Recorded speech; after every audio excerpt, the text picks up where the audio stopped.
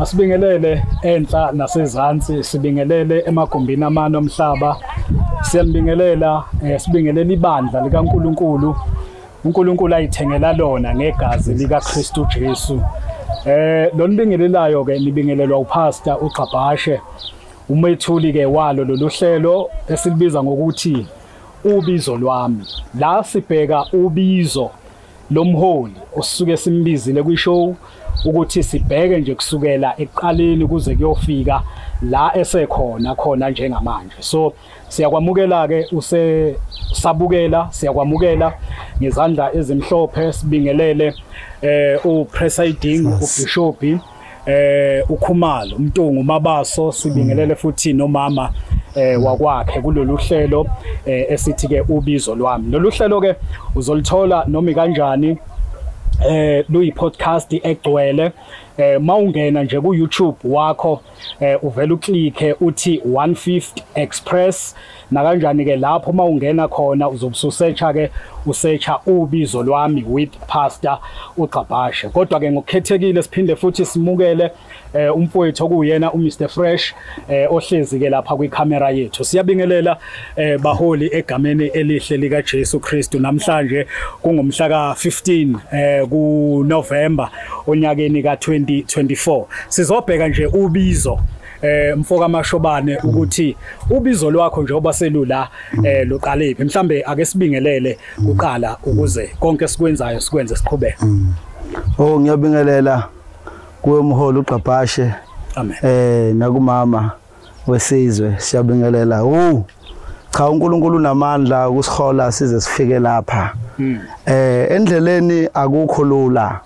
Endleleni kuyenyukela, endleleni kuyehlela. Sibonga into yodwa ukuthi uNkulunkulu uhamba nathi. Ubizo lwami lisuka uma uNkulunkulu ezokwehla kimi akehlanga kamnandi, kodwa wangenyula esikoleni waqala ukungisebenzisa. Maye ngenyula esikoleni wangibizela ukuthi ngishumayela ivangeli lokuthethelelwa kwezono. Okay. uBishop kuyasho ukuthi lento yokushumayela isisegazini. Siyabonga kakhulu Bishop. Mama mhlambe nawe mongabingelela nje. Ngiyabingelela Pastor Gqabhashe, ngibingelele bonke abaholi abakhona, ngibingelele ubizo lwami, ngibingelele kakhulu. Cha siyabonga ukuhlanganyela kanye nabe broadcast namhlanje osukwini lamhla ka 15 osukwini olukhulu lapho iworshipers yenza into enkulu. Amen. Siyabonga kakhulu. Ngiyabona ubaba uhamba nomama. Bathi inqole ihamba noSeyi. Uma ke mina ngihamba ngedwa kodwa ke asingishiye lokho. Baba uKhumalo igama lebandla i-worshipers, the worshipers of God. Of God, yes. Mhlambe ake siqale singakafika ebandleni njengoba umama eseyithinta indaba yokuthi usuku olukhulu lwanamhlanje. But ake siqale la Bishop, siqale ekuzalweni kwakho. Mhlambe mongasikhanyisela ukhanyisele nomuntu osibukayo ukuthi mhlambe uzalelwapi, igama lendawo ozalelwa kuyo, wakhulelaphi, umndeni okhule kuwo, umndeni okanjani mongathi uyawuchaza. Cha, zazi inhle indaba ngoba zithinta ukuzalwa kwami. uNkulunkulu wangiletha emhlabeni ngoNovember 2, ingakho nganquma ukuthi iconference yebandla ibe ngoNovember. Ngizalwa uNtombi langa endaweni yasekuvukeni engizala kuMsa uNkosi Khumalo. Oh yes. Nokho ke abangasekho bobabili. So uNkulunkulu ke wangiphuca bona nami ngisemncane ngisafunda grade 3 4. Umama uNkulunkulu wangiphuca ngifunda grade 4, ubaba wangifunda sengifunda grade 8. Ngabe kuhlukana ke nabazali. Impilo Gqabhashe azange ibelula. Azange belula ngihambe ngikhulela emzini abantu. Emizi angayibalula nje angakhulela kuyo khona umuzi kaNgubane ngakhulela khona. Ikhaya selifile lingasekho. Ngafika khona ngafunda inkolo. Inkolo ngayifunda ke ekhaya kwaNgubane ibandla lakhona kuyiChristiane. Ngayifunda lapho ke inkolo angikhulanga kanzima. Kwashithi ngingena eklasini lokuvivinywa ukuthi ngazi inkolo. Ngaqala lapho ke inkolo. Lo mndeni wangisiza kubane ewawungekho ngabe nami ngihlele emaklabhini kodwa ngafika kuthothi ziyashuka ngabanja ngisemncane since nje ngifunda ke ugrade 7 ngamukela inkolo kuze kube manje angikaze ngize ngasala endleleni yeah so sengihambele endleleni nje bonke abazali bashona obaba omkhulu bashona ngagcina sengisala ke ngedwa nalabo anti enginabo omalume enginabo yibo ke enginabo kuhamba ke isikhathi impilo yanzima ngayithathela isinqumo ukuthi no sengibuyela manje ekhaya ngayibuyelela ke ekhaya mangifika ekhaya ngaqala umsebenzi kaNkuluNkulu ke ngaqala eroundini nje kwaba kusuka ke kuze kube namhlanje. Mhlawumbe ngaphambi kokuba uqala umsebenzi webandla leworshipers ukhona umlando ongathi ungasilandisa wona mhlambe ngokwebandla elithile oqhamuka kulo. Yes baba. No muhle kakhulu umbuzo wakhe ibandla engathi mangibuye ekhaya elalikhonza baba umncane wami uChristane esezakheni ayiphethe Archbishop uZuma nokho ke osashona njengamanje sekukhona oMagubane oPastor Magubane. So sangena khona ke Christiane kwasho ukuthi lento yobizo qabhashe ijulile uma sikhonza ekhaya ubaba omkhulu wami mina engitheme ngifika khona nekhaya wayengwazi umpedesho kodwa sabamba na inkonzo kwasho ukuthi ngisemncane ongikhomba eChristiane sahamba ke Christiane kwakuthi ke uyaphelela ke endleleni uma esephela endleleni engilokhu nje impela umkhukhu impela ngushisile ligcwala irondo la akofika kofike konakala khona uma sifike eChristiane abahole ngangifike nabo benyula babeka phezulu mina ngaba phansi yila khona bathi no thina ngesikwazi ukuthi siqhubeke seChristiane ngoba ubaba wethu ubekwe phansi kwakhushulwa thina asikwazi kuma phezulu kwenkosi yethu thina ngona sime yila ngazi la khona ba 14 days ngikhuleka ukuze ngiqaleke iministry azange kube lula qala kwami ministry angazi noma mholo ngathi uqhubeka yini noma azange kube lula uqala kwami ministry ngoba uqala iministry ungaganiwe kwakunzima kakhulu kwakumele ukuthi ngilungise iqala umkhondo wami woganwa nakhona eganeni azange kube lula umfundisi angimange emthonjeni ngashela intombi kodwa kwehla umbono ukuthi angihambe ngendaweni yaseBergville la khona ngafike ngahlangana nentombazane le kwasho ukuthi nayo ingiphuphile asikaze sashelana nayo asikaze sashelana nayo kodwa masibonane yaqhuma kwangena uJesu yaqoleka yathela ngamanzi ngikhumbula kahle sahamba safika kugogo wakhe engafika wangiqoba phambi kwakhe engangazi naye engangazi so yayiqala ke lento ke yaqhumana ke kwasho ukuthi uNkulunkulu sengiholile ukuthi angiqala umsebenzi so kwaba khona uqala umsebenzi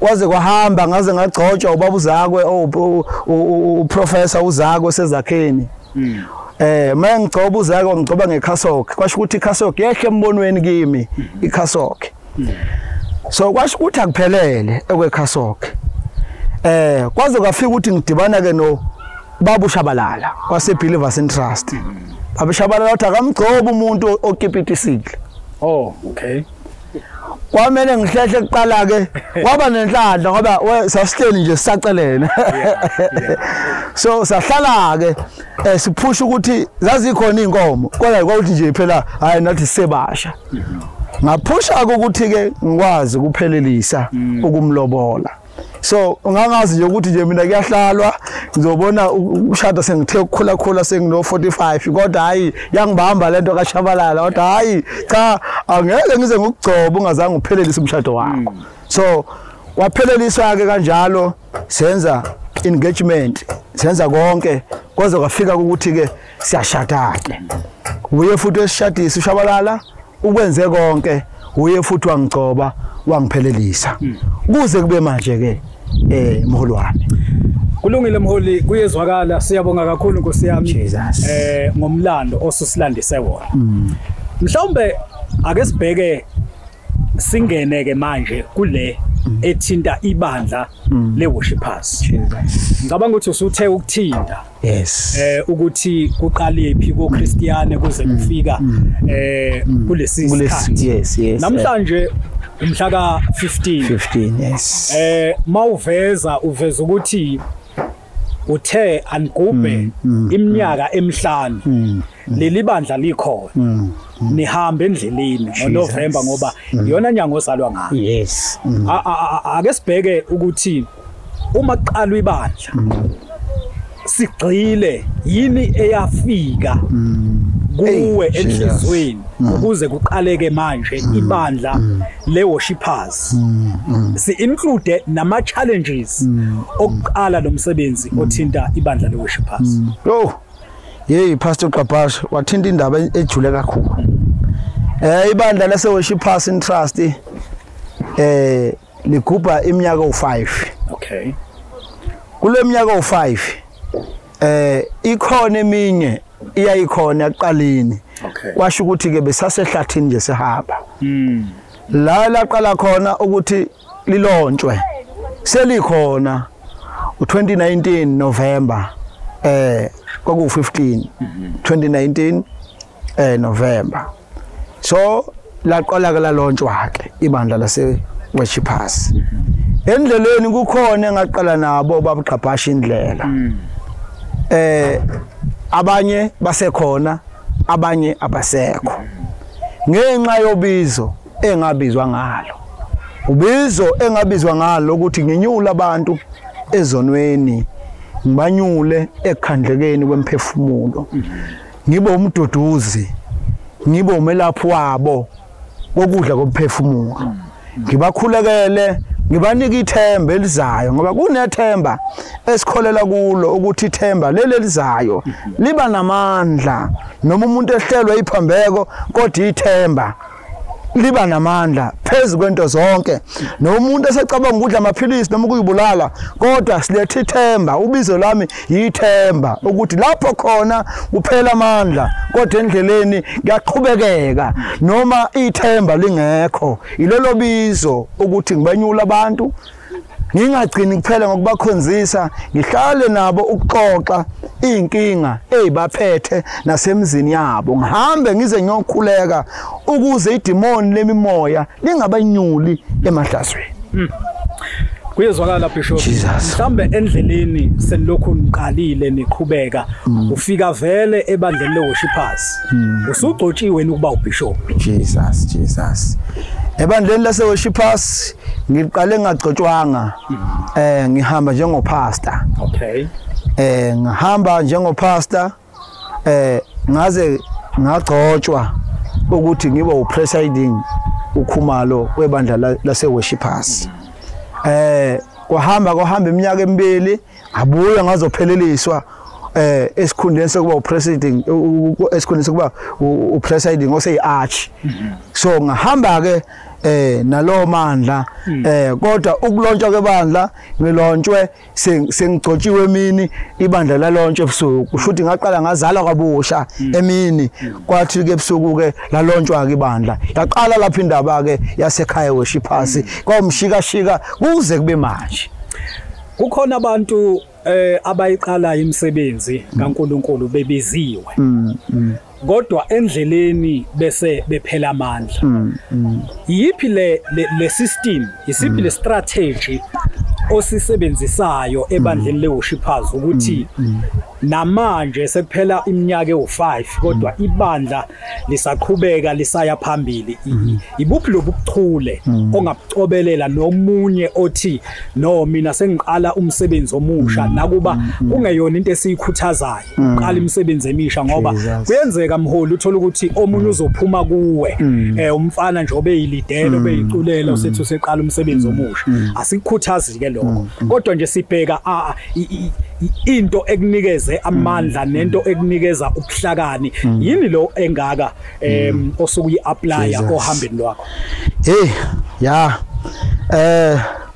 Abana manje usengikhiphisa imfihlo uqabhashe kodwa ngoba cha uyayidinga lezi imfihlo cha nalento ungayithatha nje iyasiza ayinamngozi okay cha nansi ko into babuqabhashe ke ngisize ekholeni ibandla ngiqale ngikhuthaze abanomoya wokuqala ukuthi bangasheshi beqale abalinde kuqala uNkulunkulu azakhuluma kuyikho kubo ngoba omunye ubizwa ngokuthi sewuleader kodwa akanayo inkambo yokuthi ubizelwe ukuhola ibandla omunye ubizwa ngoba isangoma esikhulu esaziwa isidumile omunye ubizwa ngoba enemali so ngifuna ukuthi ngomhla wokuphela babuqabhashe futhi ngiyafisa ukuthi uNkulunkulu lento yenzayo ngathi ngake ibe umlando ojulile ngomhla wokuphela esihlalweni sokwehlulela kusazoma ama-archbishop kuma archbishop isizathu sokuthi bame ngoba asikukhuluma okufuna ukuthixo sikhulu sibheka inzuzo ekufanele ize kithi sazoshaywa shala lemphefumulo engaka esiholayo esingayisi la kufanele sisiye khona so la ekholeni ama challenge ukuthi ngihole ngawo ukuthi ngibe ngikhohlwe ukuthi ngiyinhloko yebandla ngize njengompriest kuzalukwaze ngiyiphethe nakubafowethu engibaphethe nakodadewethu engibaphethe ngingezi ngu-archbishop noma ngingezi ngu-presiding ukuze ngehle khona isikhathi khona ekufanele ngehle ukuze umsebenzi kaNkulunkulu ukhule ngehle noma ngithi ngiyakhala akusafanele ngehle kodwa ngehle ngihamba nalowo nkonzo nje ukuthi ngaso sonke isikhathi uNkulunkulu abantu abalethe kimi ngenza sure ukuthi bangalimali kalula bangasali endleleni kuyisalele lo vele nje oshayisa ibhola sale kodwa labo uNkulunkulu abelethe kimi ngenza sure ukuthi bengangiphunyuki ngize ngumpriest omfana omncane ngikhohle kuba sesikhundleni iloyo baba into engihamba ngayo endleleni isisekelo sebandla le-worshipers presiding bishop amabandla aneyisekelo ezahlukahlukene sengisho lesi sisekelo sokuthi la ebandleni le-worshipers sisindisiwe abangeni abahlabayo njalo njalo ngifuna ukuthola lapho kumuntu mhlambe othi yazi ngiyafisa ukuya kwi-worshipers kodwa ngifuna ukuthola ukuthi ibandla elimi ngoJesu akavumelekile umuntu ohlabayo mhlambe ungathini lapho ithi iBhayibheli uma umuntu evuma ngomlomo wakhe ukuthi uJesu inkosi nomsindisi yena kuqala asindiswe singakafiki emadlozini singakafiki kuphi nakuphi so umuntu ofuna ukukholwa akangene ekholweni enazo zonke izinto zakhe bese kuthina sikhuluma ukuphila angene isangoma angene umprofeti angene ehlaba ngoba izilokho kuyigift yakhe ethe phecelezi thina la sikhuluma ezikamoya sekezulwini kuyena ozohamba abone ukuthi lokhu ayikufanelekile lokhu akufanele asikwazi ukuthi ku wrong lokho akwenzayo akathole eqala uJesu qala bese kwazi ukuyithola izinto ngamanye amazwi ngamafuphi wonke umuntu oyisangoma omprofeti othuku ebandleni lithi isiqubulo sami sakha umzimba kaKristu umzimba kaKristu wakhiwa inhlobo zonke ehlukene wakhiwa umuntu oseqedwe amantombazane endaweni afika athola uJesu asindise wakhiwa isidaka sendawo nogogo thakathayo simakhe simyekise akhiwe ngamanye amazwi asikhethi lutho futhi ngeke sisizakale ngawesihlobo sami nawe ocabanga ukuza ngoba siyakudinga sithi woza isango livulekile kwakhiwa umzimba kamoya namhlanje niqeda 5 years i-worshipers ikhona mhlawumbe ukubuka umsebenzi we-worshipers kulo 5 years ukukhula uqhathanisa leminyaka edlule mhlawumbe kuze kube manje ungathini mhlawumbe ama branches kwabantu ababukelayo abangathi ayileli bandla ngiyalithanda ama branches kuhamba kanjani amen sambonga uNkulunkulu muhle lapho babuqabhashe uNkulunkulu usizile ngoba sifuna iworshipers ikhule useyisango lokuthi uzokhulisa iworshipers izize eMnambithi isigodlo sayo siseMnambithi endaweni yakwaMthande Peters sikhonzela esikoleni sakamthande kuthiwa kuse primary school la eNdlunkulu ikhona enye branches nayo ikhona ePhayikeni enye branches nayo ikhona eBergville eZolisha enye branches nayo ikhona eMoyeni futhi njengamanje sinezigodlo ezine ezikhona njengamanje. Siyabona la Bishop ukuthi ngokwe age ngokuvamisile ngokudlule esikhathini esidlule ekuthiwa amabishop abantu abanezimpande amabishop abantu yabo othi mawumbuka ubone ukuthi hayi bishop ngempela ke uyabo kodwa sibuka iage yenu ngokobizo lwenu isinithathe ubizo lwanibeka kuleminyaka enikuyo nihola ibandla kuleminyaka enikuyo kunabantu abadala enibaholayo ebandleni kunogogo kunomkhulu enibaholayo ebandleni nenza ngani nenza kanjani ukuthi laba abantu abadala bakwazi ukuthi ban understand ukuthi ninobizo ningamabishop and nani futhi nihlangabezana kanjani nobudala babo ukuze egcineni bangagcini sebethi awu ngeke sikwazi ukuholwa zingane hey mholo thinta indaba ejulile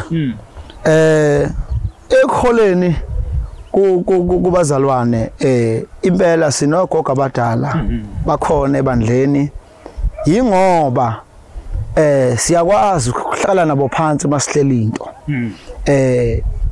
sithi nakhe sicabanga ukwenza sibanike indawo yabo sixoxe nabo bese kuvuka ukuthi ubaba wethu kamoya lo noma emncane kodwa ubaba wethu kamoya so siyakwazi ukuzehlisa sihlale nabo ukuxoxa nabo sivuleleke ezintweni esihlelayo ene futhi sure asibashiyi ngaphandle yabona nje mangino Good Friday ngikhanda itafula ukuthi yabona namhla yabogogo ngifuna indlela etafuleni nidla ama fork and knife ku-good nje ngikhombisa ukuthi inhliziyo yami ikubona so zincane into ezisiza abantu abadala ukuthola uthando thola uthando ngelilanga unganqeni ibandla ukunikelisa ukuthi ogogo bahambe bomasaja nje ogogo belula umzimba leyo is ukwenza ukuthembeka kubo sikwenza ukuthi babone ukuthi kunabazukulu abasithandayo yabona nje njengoba mina bengizalwa nge-2 November bengihlanganisa 37 years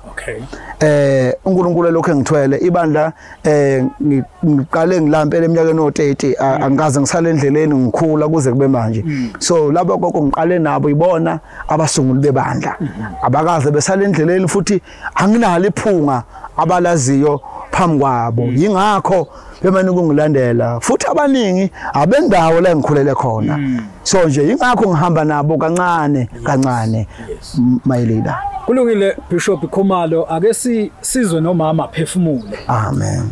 Mama useshilo uBishop ukuthi nihlangane kanjani indaba yenu yokuhlangana Bishop nomama ivusa kimi uma uElizabeth ezohlangana noMaria indaba yenu yokuhlangana ivusa nje leyo ndawana yes mama ukugana indoda ebiziwe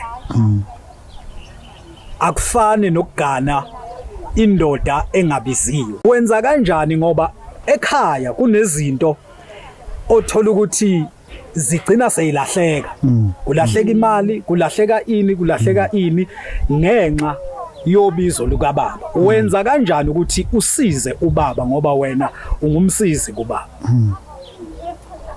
hey bathinta indaba ejuli shuthi ke ukuhlangana kwethu noBaba Khumalo kona kuwumlando kuwumlando nje ukuhlangana besingazani kakhulu asikaze sibe nayo uma ukuthi sihambe siyome egxotsheni siyemthonjeni uyochecka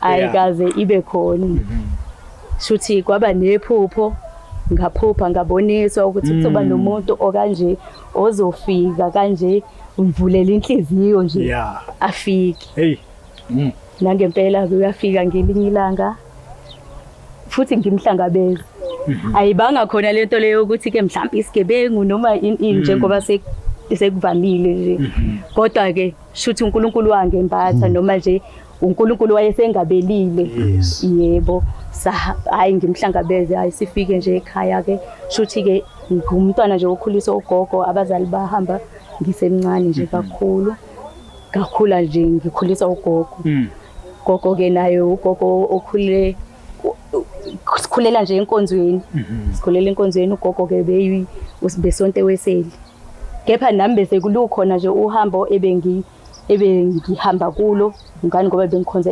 enkonzweni yabasindisiwe khonza Army of God Ministry ezenze ngapha endaweni yaseGoli. So ungithola nje ngibuyile ngisekhaya kwehla lo mbono lo ukuthi kuzofika umuntu kanje hayi nangempela kube umuntu othi nje hayi asambe siyobona ekhaya hayi kanti seqedile ekhaya mangifika ekhaya wathi nje cha usajiki kwabe kuhamba abantu behamba nesicelo kwabe kuhamba nabantu ke sebehamba ke nokuthi ke cha sebeyacela seyaganaki hayi sahlala ke nje cha emsebenzini kaNkuluNkulu ngani ngoba ngumuntu vele okhule ngaphansi kwesandla okhule ngaphansi kwenkonzo cha akubanga nzima kakhulu ukuhambisana lendlela ngani ngoba uJesu ngase sengimtholile vele sengazi ukuthi okay okuhle naku okungekho kuhle inaku ngase sengihlukanisile vele hayi sihambe ke endleleni kuze kufika esigabeni sokuthi ke usethola sevusa ibandla manje lapho ke vele njengomsizi wakhe vele kumele ngime naye noma izinto vele ngase sengihlukanisile vele ngayitshela enhlizweni yami ukuthi hey lolu ke ubizo lwakhe sekuzoba ubizo lwami akwenzayo sekuqondene nami angisengedwa manje akusekho ukuthi ke sengiziphilela mina sesiphila sibabili impilo zabantu ababili manje sekumele akuphilayo nami ngikuphila akwenzayo sibamsane ukuze into iqhubekele phambili senza nje kanjalo nebandla ukuze liqhubekele phambili siyabambisana nje kukho konke sibonisane ukuthi okay sicabanga ukwenza kanje kungenzeka kanjani senze kanje hayi sihlale phansi ke nogogo ke bethu ke cha bayasisiza kakhulu ebandleni ukuba khona nje kwabo ingakho kuthiwa ukuba khona komuntu omdala kuyisibusiso nje esikhulu ogogo siyahamba siyohlala phansi nabo sibe abazukulu singase siye abaholi kubona kepha nje sibe abazukulu basibonise ke njengabantu abadala asebehambile lendlela asebazi okuhle nokungeza ukuba kuhle ekuhambeni kwendlela sihlale ke siyahlala nabo ke sibonisane ke bese siphuma nesisombululo ke sikhubeke senze umsebenzi kaNkuluNkulu ngaleyo ndlela. Kuvuka izwi kimi baba uBishop noma uBishop amen lapha kuLuka chapter 2 verse 18 uma lithi iBhayibheli akukuhle ukuthi indoda ihlale yodwa ngizoyakhela umsizi onjengaye amen sibonga ukuthi ubone ukuthi lento yeni isuka ezwini likaNkuluNkulu yes Bishop siyabonga kakhulu ngesikhathi sakho mama siyabonga kakhulu ngesikhathi sakho mhlambe ngalesi sikhathi esikuso mangibheka iwash lami lithi 5:45 ukusuka la kuyapi ngoba sike sabona kukhona ihholo kuhleliwe izinto zinhle mhlambe kwenzakalani Jesus osukwini namhlanje siyabonga futhi ukuba buqaphashe namhlanje sinalento ebizwa ngokuthi Galadina sihlangane siyibandla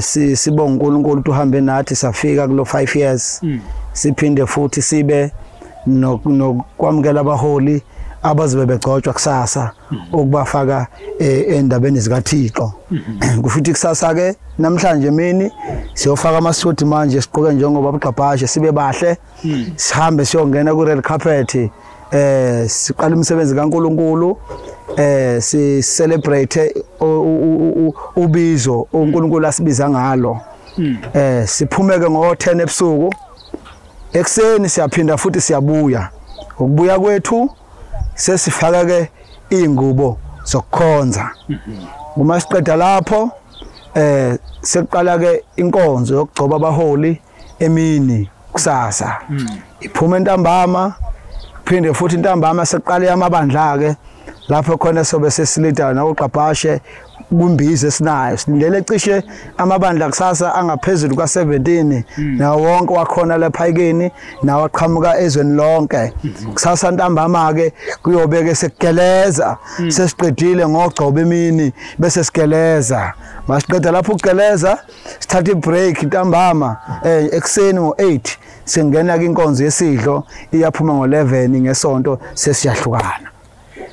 Nizoyibamba kusukela manje. Yes. Koze kube yisonto ngo11. Koze kube yisonto ngo11 emini. Hey, ukuba isayoni abantu abakwazi. Hayi abakwazi. Abakwazi.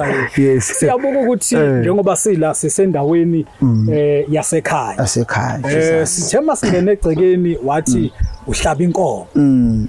Lokho kukodwa nje kusho into enkulu kulomcimbi ongaka owenza. Mhlawumbe ukuhlaba kwakhe inkomo yini ekususile enhlizweni ukuthi hayi ake ngihlaba inkomo kulomcimbi ngoba omunye ubengathi hayi sizozenzela nje ama take away. Yes.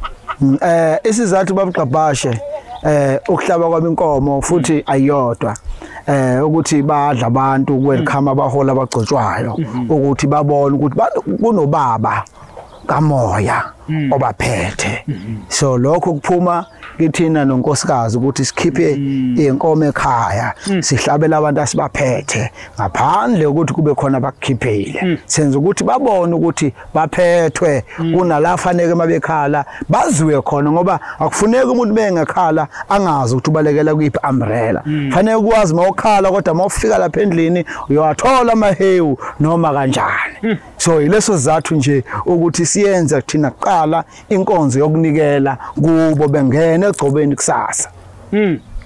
Sesiphetha Bishop sesiphetha mama mhlambe emholi elakho lokugcina ongalinikeza abanye abaholi lokuqhubeka endleleni yobiza umuntu mayibiziwe ungathini isipikile kubaholi isipikile ngishela ubaholi esokuthi uma sibiziwe asululaleleni ubizo futhi senze okuyilo noma singa-eda sikuedayo kodwa ungasuka ebizweni lakho ungaboni i-God Vision bese yenza lokho ungaboni ifa lezulu lenza lokho ungaboni ikhala abancane lenze ukuthi ungaboni ibelievers yenze ukuthi yebo ngesikhathi sekuso siyafoneka istandard ukuthatha kodwa ungagcina usubulala lokho kwakho othubizwe ngakho hamba unamandla ngento obizwe kuyo hamba unamandla uyiphile uma ngabe kuthiwa ubizwe ngamakhandlela fanele ukhayisa amakhandlela ukwenze lokho ungalaleli izwe ukuthi lithini lalela ubizo lwakho ophila ngalo ekufanele uhole ngalibandla so elogcina baholi bami asibathandeni abantu esibaholayo singalala ubuthongo kodwa sibakhulekise sikhohlwe ukuthi singamabishop ke siye ukuyoyibheka impilo abayiphilayo ukuthi kanjani ukuze naloyo azotshela umoya ukuthi esiphethe ubaba osinekelayo nalowo umuntu agcine ezile mefika wena usikhuluma indaba sesezulwini ekwazi ukuyinikela ebandleni akufuneki ibandla elingandi kodwa ibandla fanele sizama amaqhinga ukuthi lande ngaphakathi endlini kaThixo. Mama elakho lokugcina sesiphetha noma sesiphetha inkulumo yethu baningi abesifazane abasiza abantu abanobizo asakhulumi ke manje ngogogo bebandla no mama bebandla sesikhuluma ngowesifazane ogane umsizi uyazi ukuthi iziningi izinto ezenzakalayo la uthola ukuthi ubaba uKhumalo kunendlela emusa eGoli ahambe mhlambe iviki lonke asala umama ngapha ekhaya aphendule inkulumo athi la ekhaya mina isikhathi sami asekho mhlambe ukubayala labo mama abanye abagane abantu abanobizo ungathini kubo ukuze nabo baqhubeke endleleni ungekho umsindo obizweni likababa ukubayala kwami ngingathi omama bagane amabishop abanobizo ukuthobeka nokuthembeka ngani ngoba mangabe nithembene ayikho into endlula ukwethembana nakho konke lokho kuluphawu lokuthi umsizi wakhe ngaso sonke isikhathi ukuze aqhube umsebenzi uqhubeke kahle fanele umkhulekise nawe la eyakhona amnike amandla la eyakhona ukuthi ukuze abe ngoba njengoba esuke ehambile uhambele thina sonke njengoba usuke ungasewedwa bengingachaza ekuqaleni usuke ungasewedwa awusaziphilelo nasenibabili manje ukuze into yeni ihlangane ukuthembeka nokuthobeka uma uzothobeka kuye ubaba wasekhaya ngani ngoba ekhaya uba ubaba enkonzweni ubishop ubaba wakho kamoya nawe okumele umthobele noma ngabe ekhaya niyakhona ukuthi ke nikhulume noma kanjani kepha mase senisenkonzweni kuba nalo mkhawulo ukuthi okay ubaba wami kamoya ongiphethe ezwini likaNkuluNkulu uyena ongiphethe ngakho yiko fanele sibambisaneni ngaso sonke isikhathi sithobeke kubayeni sithembeke nabo bathembeke sikhulume ukuphila futhi kubo omama iqiniso ngaso sonke isikhathi lungasuki olwimini lethu ngani ngoba masoshintsha inkulumo kuyalibhidliza ibandla maningi amabandla abhidlikile ngenxa yenkulumo eziphendulekile ulwimi luyayibhidliza amabandla amaningi ngakho masisoqoqa ulwimi lwethu inqubekela phambili iba khona nebandla liyaphumelela ngaso sonke isikhathi ukuthembeka nje neqiniso esimele sibe kulo ezweni ukuze uqhubeke kahle umsebenzi kaNkuluNkulu.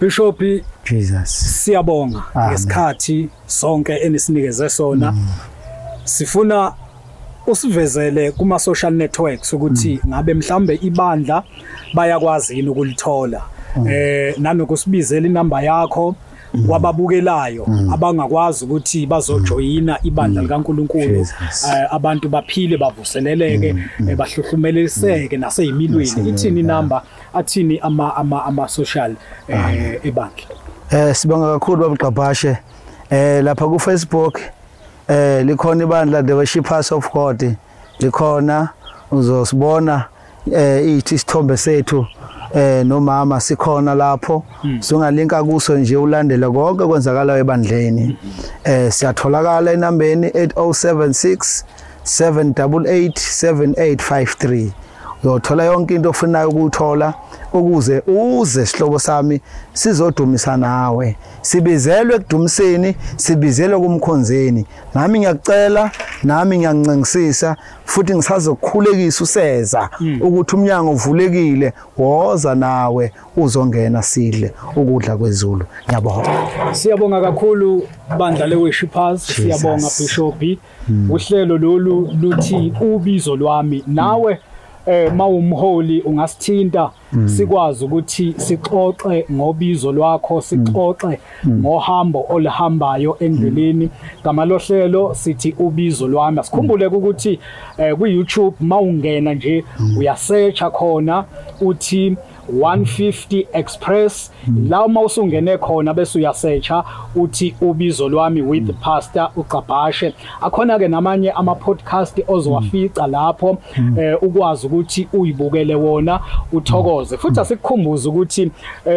lolu hlelo lungaphansi kwenkampani enkulu ebizwa ngothukela News Times siyainvite ke futhi ukuthi usilandele naseinkundleni zokuxhumana mawuya nje ku Facebook wakho bese uyasearcha lapho uthi uthukela News Times ila khona ozokwazi ukuthola indaba zonke ezenzakalayo under idistrict yethu yasothukela neindaba ke zangaphandle siyayikhipha kuleli phephandaba kanti ke futhi siphinde sikunxuse ukuthi ugijime uye na kwiwebsite yalo uthukela uthi www.uthukela newstimes.co.za na kanjani ke lapho sizokwazi ukuthi sixhumane sihlangane nawe noma ngabe kuthiwa ukuphi siyakumema ukuthi uhambe nathi kulendlela esihambayo siyabonga kakhulu uNkulunkulu anibusise amen amen